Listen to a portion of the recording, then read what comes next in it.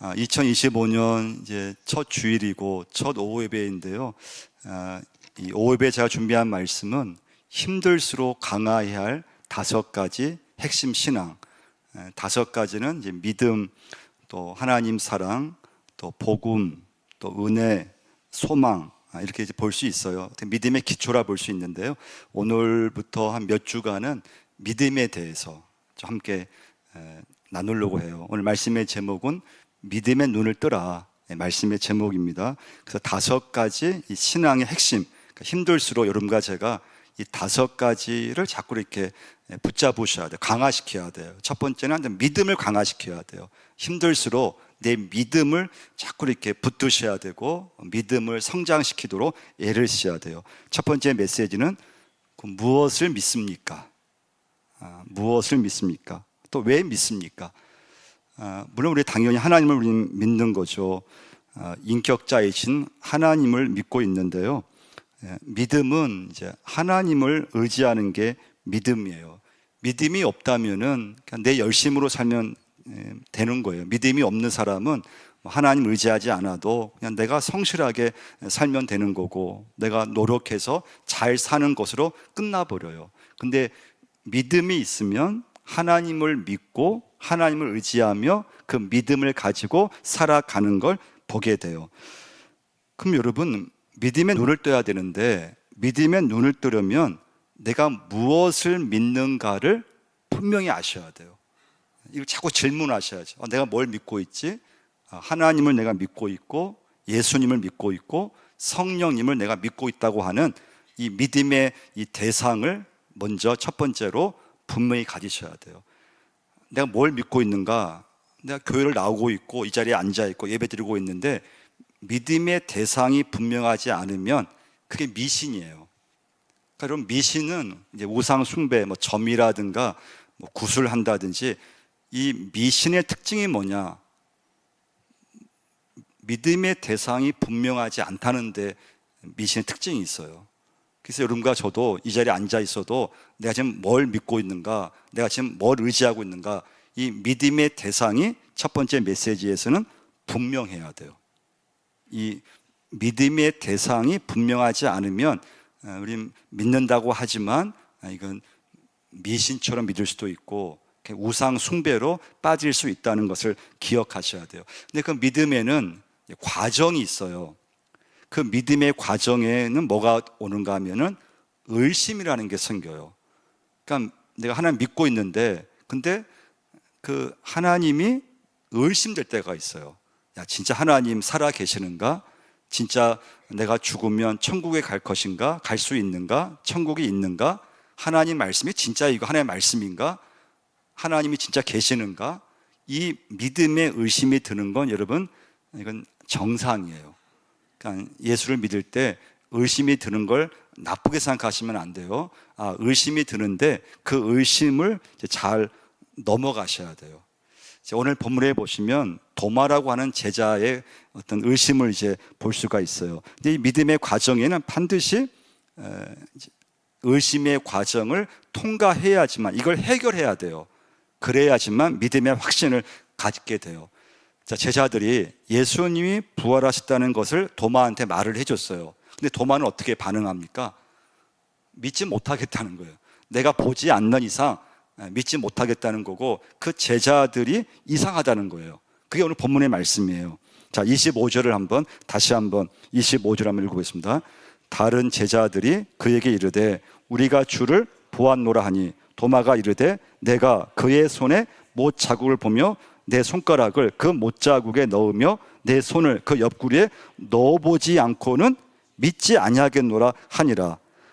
도마는 이제 자신이 경험한 것이 전부였어요. 내가 경험한 걸 내가 믿지, 내가 예수 제자지만 내가 보지 않은 거, 내가 경험하지 않는 건 믿지 않겠다고 하는 그런 말이에요. 그 제자들이 부활하신 예수님을 내가 만났다는 얘기를 들었을 때 도마는 그걸 아예 인정하지 않는 거예요.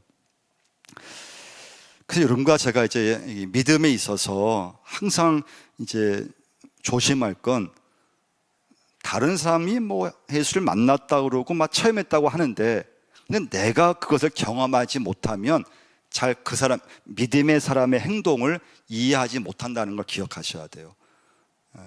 이게 이제 영적인 세계에서 굉장히 중요한 요소예요. 그러니까 상대방은 믿음의 경험이 엄청 많은데, 믿음의 깊이가 있고 영적 체험이 있는데, 근데 내가 막상 내가 예수를 믿지만 내가 경험이 없고 내가 체험이 없으면 이 믿음의 사람의 그런 영적 경험을 이해하기 어렵다는 거예요.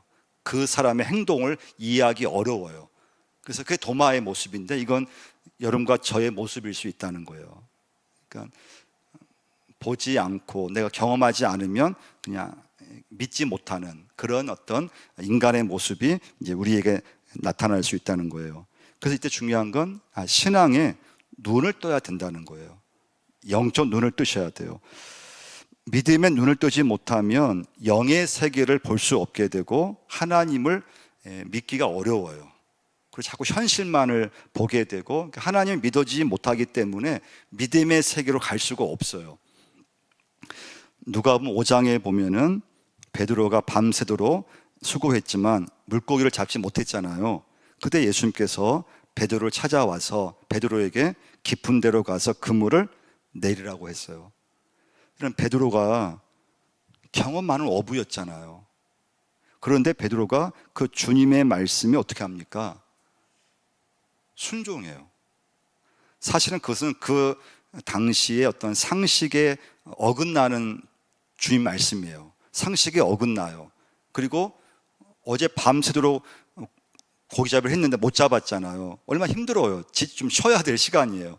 근데 예수님께 갑자기 나타나셔가지고 베드로한테 다시 한번 깊은 데로 가서 그물을 던지라고 했을 때, 그때 베드로가 그 주님 말씀에 순종하게 돼요.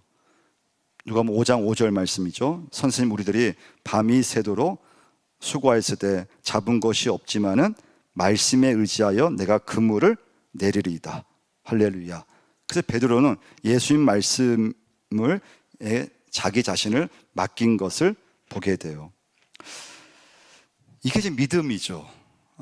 하나님을 내가 믿는 거, 예수를 내가 믿는 거, 근데 그 속에는 인간의 의심이라고 하는 이것이 이제 등장하는데, 그 의심은 내가 본 것만 자꾸 믿으려고 하고, 근데 이 믿음의 세계는 내가 본 것만 믿을 수 없다는 거예요. 하나님이 보이지 않으신 하나님이고 예수님을 내가 눈으로 볼 수 없는데, 십자가 사건을 내가 직접 눈으로 볼 수 없는 그 영의 세계이기 때문에 여러분과 제가 믿음을 강화시키려고 했을 때 믿음의 눈을 떠야 된다는 거예요. 할렐루야. 영적 눈을 떠야 된다는 거예요. 우리 29절을 한번 본문 읽어보겠습니다. 예수께서 이르시되 너는 나를 본고로 믿느냐? 보지 못하고 믿는 자들은 복되도다 하시니라. 그래서 예수님은 도마가 자기가 경험한 것만 믿겠다고 하는 도마에게 예수님은 믿음의 눈을 뜨라는 말씀을 해주고 있는 것이에요. 요한복음 3장에 보면은 니고데모라고 하는 그 당시에 최고의 지성이 나와요. 최고의, 그 당시에 최고의 그런 지식의 그 전문가예요. 최고의 정상의 사람이 니고데모였어요. 근데 니고데모가, 예수님께서 니고데모에게 거듭남에 대해서 얘기를 했을 때 니고데모는 그 당시 최고의 지성인이었지만은 예수님의 거듭남에 대해서 이해하지를 못했어요. 이해할 수가 없었어요. 그래서 이렇게 이제 질문을 하죠. 사람이 늙으면 어떻게 또 다시 이 땅에 태어날 수 있겠습니까? 그런 말을 하게 돼요. 그러니까 지식으로 하나님을 알 수 없다는 거예요. 하나님께서 여러분과 저를 선택하셨고 내가 예수를 믿으면서 믿음의 눈을 떴을 때, 말씀의 눈을 떴을 때 하나님이 믿어진다는 거예요. 근데 믿음의 눈을 뜨지 못하면 저나 여러분이나 자기 세계에 갇혀버리게 돼요. 믿음의 사람에게 있어 중요한 것은 이제 영안이 열려야 되는데, 영안이 열려야 이제 세상을 바라볼 때 또 살아가면서 하나님의 계획을 보게 되고, 또 내가 살아가면서 하나님의 뜻을 알게 되는 그런 은혜가 임하게 되어 있습니다. 그러니까 이제 믿음의 눈을 뜨면은 현실만을 보지 않게 되는 게 가장 큰 특징이에요. 근데 내가 예수를 믿고 이 자리에 앉아 있어도 믿음의 눈을 뜨지 못하면은 현실만 보게 돼요. 그러니까 현실만 보는 사람은 믿음 생활을 하기가 굉장히 어려워요. 현실만 보는데 어떻게 믿음 생활을 할 수 있겠어요? 믿음 생활을 한다는 것은 현실을 넘어서서 그 현실 속에 하나님을 우리는 연결시켜야 되고, 믿음이 있으면 길을 가다가도, 꽃을 보다가도 하나님의 손길을 느끼게 되고, 또 믿음이 있으면 살아가면서 어려움을 당해도 하나님의 어떤 뜻이 있겠구나, 하나님의 역사하심을 또 바라보게 되고, 믿음의 눈을 떠야지만 내 인생을 향하신 하나님의 어떤 계획을 알게 되잖아요. 근데 믿음이 없으면 현실만을 자꾸 바라보게 되어 있어요. 현실을 너무 바라보게 되면은 저나 여러분이나 믿음 생활을 할 수 없다는 것을 꼭 기억하셔야 돼요. 두 번째 메시지예요. 자, 그러면 믿음이 자라려면 어떻게 해야 할까요? 믿음의 눈을 뜨려면 어떻게 해야 될까요? 우리가 말씀 한번 찾아보겠는데요. 로마서 10장 17절을 한번 찾아보겠습니다. 로마서 10장 17절을 한번 찾아보겠는데요.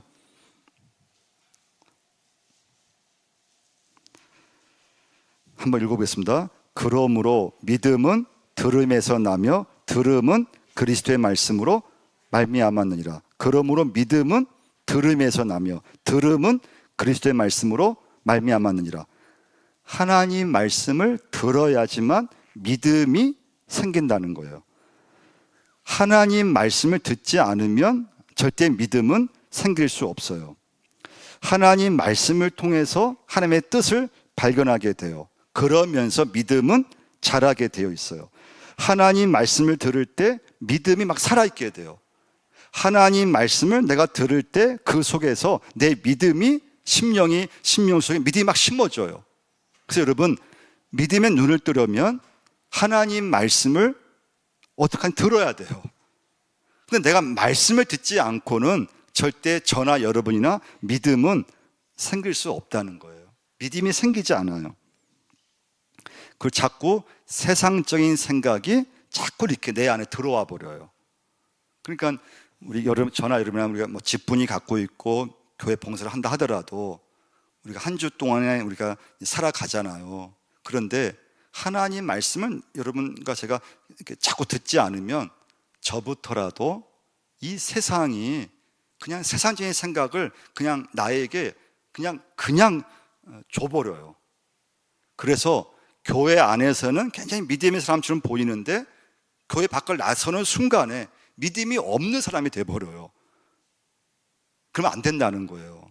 근데 그러면 내 삶이 믿음과 내 삶이 일치가 돼야 되는데, 이 일치가 되려고 하면은 하나님 말씀을 끊임없이 그 말씀을 들어야지만 하나님 말씀이 내 안에 들어와서 믿음이 심어지고 하나님의 뜻을 알게 되고 하나님과 함께 동행하는 삶을 살게 되어 있다는 거예요.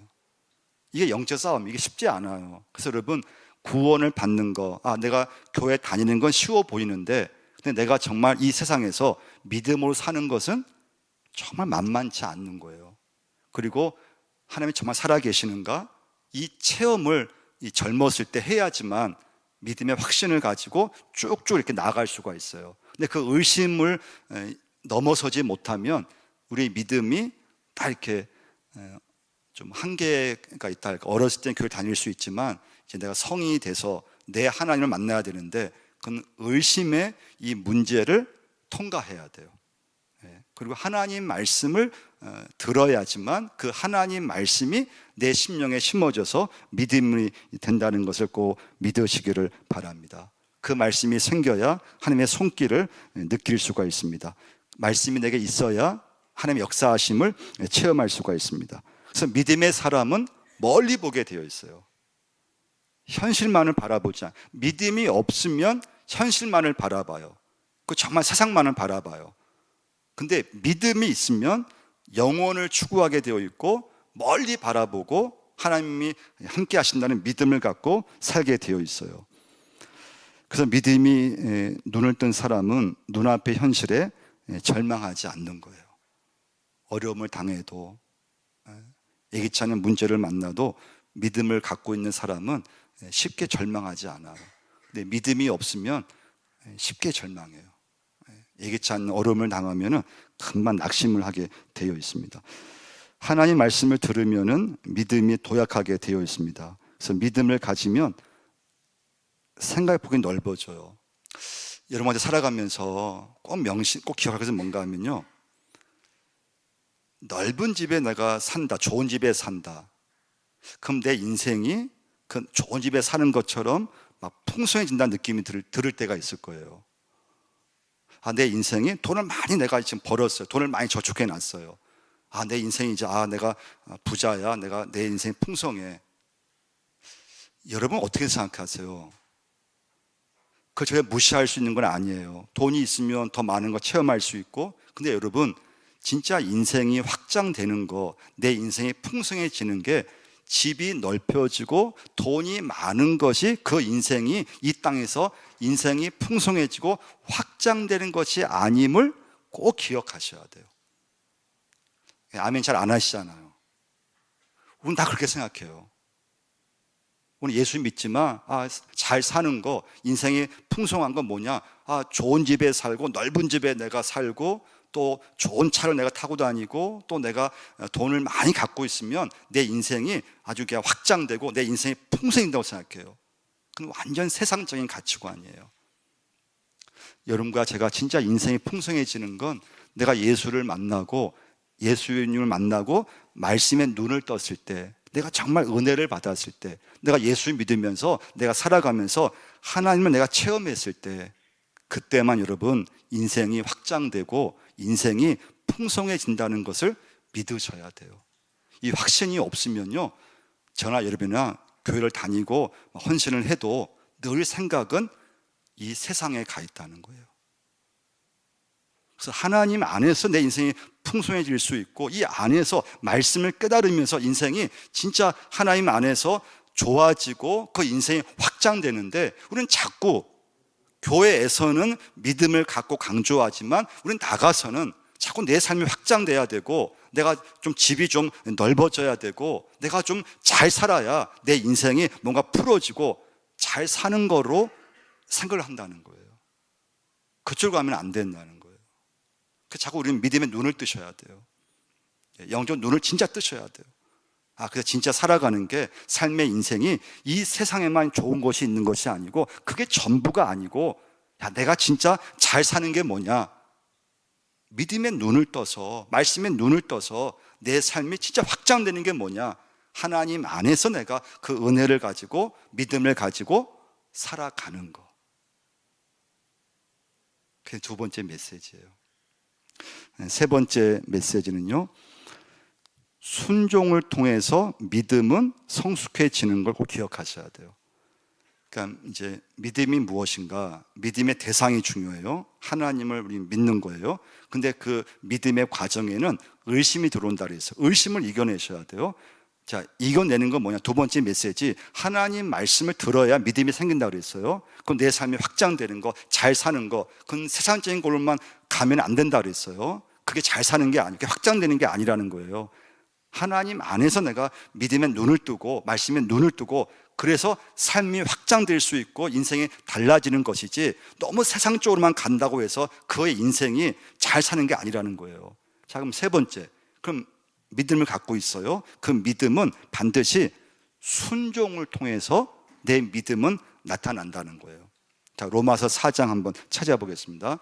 로마서 4장 20절과 21절을 한번 찾아보겠습니다. 로마서 4장 20절 21절 한번 읽어보겠습니다. 믿음이 없어 하나님의 약속을 의심하지 않고 믿음으로 견고하여져서 하나님께서 영광을 돌리며 약속하신 그것을 또한 능히 이루실 줄을 확신하였으니. 근데 아브라함에 대한 말씀을 얘기해 주고 있는 거예요. 자, 아브라함이 믿음이 있었다 그랬잖아요. 그 아브라함의 믿음은 아브라함의 순종으로 나타났다는 거예요. 하나님의 약속을 믿었다는 거예요. 믿을 수 없는데 100세 때 자녀를 갖는다는 그 하나님의 약속을 믿고 이제 나갔다는 거예요. 그게 순종이에요. 아브라함은 하나님 말씀을 믿었기 때문에 고향과 친척, 아버지 집을 떠날 수 있었다는 거예요. 그게 순종이죠. 아브라함의 순종. 아브라함이 인간의 생각으로 믿을 수 없는데 100세 되었을 때 하나님의 약속 말씀대로 나에게 자녀가 낳을 거라고 하는 것을 믿었다는 거예요. 순종했다는 거예요. 그래서 믿음의 사람은 구체적으로 반응하게 되어 있어요. 그러니까 여러분과 제가 또 한 주 동안 살 때 믿음이 있다고 하는 건, 믿음은 순종으로, 말씀의 순종으로 내 삶 속에서 반응하게 되었다는 거예요. 구체적으로 나타나게 되어 있다는 거예요.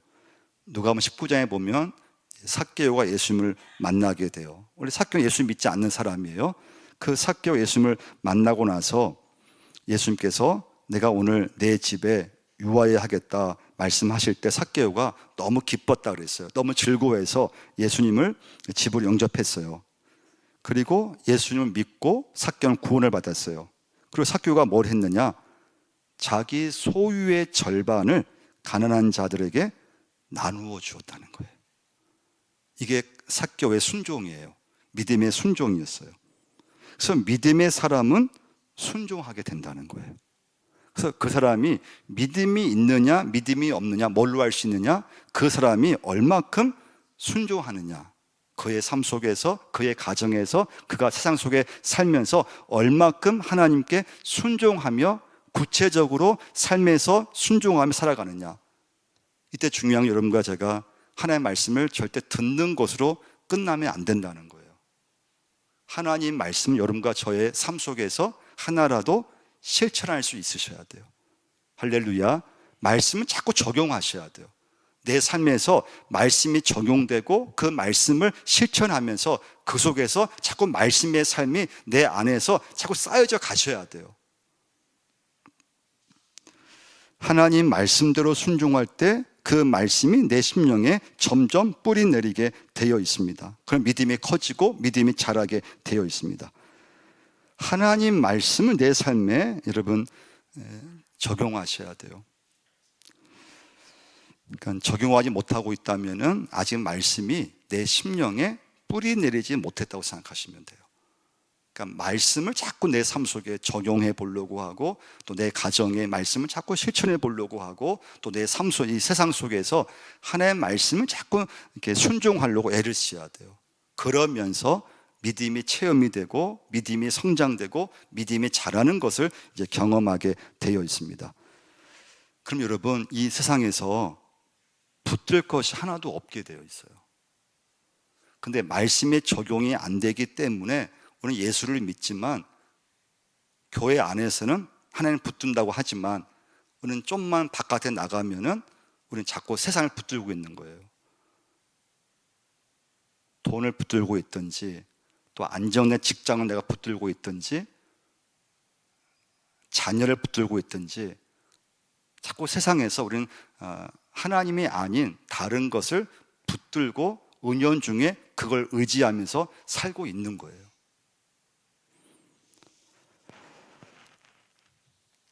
그래서 여러분, 믿음은 내 믿음이 있어야 돼요. 믿음은요, 부모님이 아무리 믿음이 좋아도, 배우자가 아무리 나보다 믿음이 좋아도 나와는 아무 상관이 없어요. 물론 영향은 받을 수 있죠. 부모님 믿음이 좋으면 그 영향을 자녀가 받게 되어 있어요. 그렇지만 부모가 믿는다고 해서, 부모가 목회자라고 해서 자녀가 다 믿는 것도 아니에요. 그러니까 자기만의 믿음이 있어야 돼요. 나의 믿음이 있어야 돼요. 나의 믿음이 있으려면 하나님의 말씀을 내 삶 속에서 실천할 수 있으셔야 돼요. 말씀대로 한번 살아보려고 애를 써야 돼요. 성도는 오직 믿음으로 사는 사람인 줄 믿습니다. 그래서 믿음은 무엇인가 하면 하나님과 내가 결합되는 게 믿음이에요. 그러면서 하나님 말씀을 붙잡고 말씀대로 살려고 애를 써보는 것이고, 그 말씀에 순종하기 위해서 애를 쓰는 걸 보게 돼요. 그러면 힘을 이렇게 빼셔야 되는 거예요. 내 힘을 빼야 돼요. 하나님을 의지해야 돼요. 내 힘만 가지고는 여러분과 제가 세상을 이길 수가 없어요. 그래서 우리가 할 일은 믿음의 힘을 자꾸 키우려고 하는 거죠. 믿음의 힘을 키우려면은 믿음의 눈을 떠야 돼요. 이게 믿음이 귀한 것이구나. 믿음이 참 내 인생에서 이게 참 제일 중요한 것이구나. 말씀이 내 인생에서 가장 귀한 것이구나. 이런 눈을 떠야지만 그 사람이 믿음의 삶을 살게 돼요. 근데 그 눈을 뜨지 못하면 어느 순간에 우리 사람의 인생 방향이 자꾸 세상으로 가게 되어 있어요. 그래서 눈에 보이는 게 전부처럼 보이고, 현실이 전부인 것처럼 보이고, 그리고 잘 사는 게 그냥 넓은 집에 사는 거, 그냥 내가 돈이 많이 있으면 그냥 쓰고 싶은 대로 쓰고, 내가 여행 가고 싶은 대로 가고, 그걸 우리 인생이 넓어졌다, 확장되었다 생각해요. 근데 그쪽으로 가면 안 된다는 거예요. 여러분과 제가 다시 한번 믿음의 눈을 뜨시고, 믿음의 과정에는 의심이 오는데 그 의심을 넘어서야 돼요. 그 의심은 나쁜 게 아니에요. 그 의심을 넘어서야 믿음의 확신을 갖게 돼요. 눈앞에 현실만을 보면은 저나 여러분이나 믿음대로 살 수가 없어요. 자꾸 현실만 보여요. 근데 믿음의 눈을 뜨고 말씀의 눈을 떠서 올 한 해 정말 믿음이 귀한 것이지, 내가 믿음대로 살아야지, 말씀이 귀한 것이지, 내가 말씀을 내가 자꾸 붙잡아야지, 그러면서 말씀을 자꾸 들으려고 하고 말씀을 읽으려고 하거든요. 그래서 이제 믿음의 삶으로 나아가는 걸 보게 돼요. 이 과정이 없으면 여러분과 제가 교회 안에서만 믿음의 사람이 돼요. 이 시간만 믿음의 사람이 돼요. 예배를 끝내고 나가는 순간에 여러분과 저는 그냥 한순간에 믿음이 없는 사람처럼 다시 세상 속에서 또 막 살다가, 또 이제 주일날 되면 또 교회에 와서 우리는 봉사하면서 또 믿음이 있는 것처럼 또 이렇게 막 보이게 돼요. 그걸 여러분과 제가 내 삶과 내 믿음, 또 내 신앙과 내 직장 생활, 내 믿음과 내 어떤 사업장, 내 어떤 삶과 가정에서의 그런 어떤 삶이 일치가 되려고 애를 써야 돼요. 그래야지만 자녀들이 부모를 봤을 때 거기서 믿음의 영향을 받게 되고요. 또 직장에서나 모든 삶 속에서 내가 저분처럼 내가 좀 살아야지, 내가 저분처럼 내가 믿어야지, 그러면서 전도가 되기 시작해요. 그런 모습이 없으면 여러분과 제가 이제는 누구든 말로 해서 여러분 믿음을 전할 수 있는 게 아니에요. 이제 그런 시대는 끝났어요. 이제는 말로 해서 될 게 시대가 아니에요.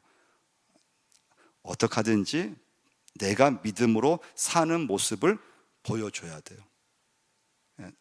믿음으로 사는 모습 보여주면서 이게 행복하구나, 믿음 안에서 이게 삶이 참 이게 재미있고 이게 즐겁구나, 그런 모습을 자연스럽게 보일 수 있으셔야 돼요.